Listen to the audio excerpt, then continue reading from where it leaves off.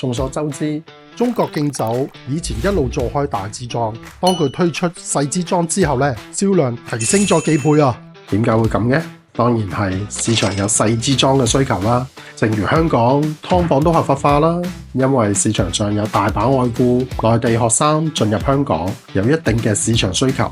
邏輯好簡單嘅，都係拆分成細單位，出租嘅尺價就一定會高過成間出租啦。我身後澳門南方工業大廈一個3500尺嘅 size， 如果同樣 size 出租嘅話，最多都係2萬幾。但係上面有一位業主，佢就將3500尺嘅工廈改咗做共享辦公室，每個月嘅租金直接由2萬幾升到9萬至10萬喎。